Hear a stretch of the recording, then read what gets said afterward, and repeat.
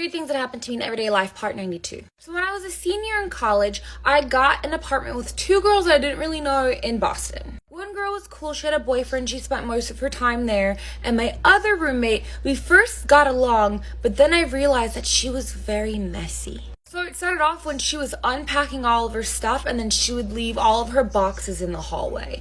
And then she would go grocery shopping, and then she would leave all of her grocery bag trash in the hallway.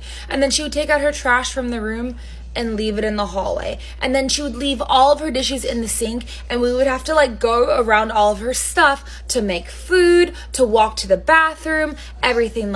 She literally dominated this hallway with all of her stuff. Then, of course, when there's trash, then comes bugs. And mind you, throughout this, I'd be like, hey, can you toss out your trash? Hey, don't forget to throw out your trash. Or, hey, don't forget to clean up the dishes in the sink.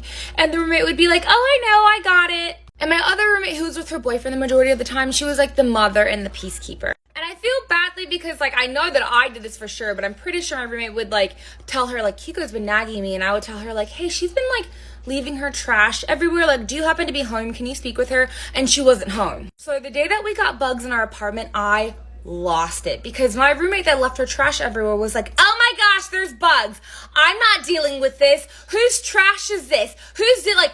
All of her crap. And I lose my mind. I'm like, this is all of your stuff. Please clean it up. You have to take all of your trash downstairs. And this is maybe a month or 2 into school. So trash was just piled up. And she refused to accept that it was hers. She refused to even take it downstairs because she just assumed it was mine, even though it was outside of her room. So my messy roommate called the mother roommate and was like, oh my God, Kiko's yelling at me. I don't know what to do. I feel uncomfortable around her. And so she calls me and is like, hey, what's going on? I know that our roommate is a little dramatic because she's younger than us. Can you explain to me? And I said, she's trash everywhere. Have you not been home? And my roommate was like, no, I've been with my boyfriend. We've been out of town a little bit. Let me come back to the apartment. So she comes back to the apartment and she walks in the house and it looks clean because it was the front door, my room, but she turns the corner, trash everywhere. And she goes, oh my God.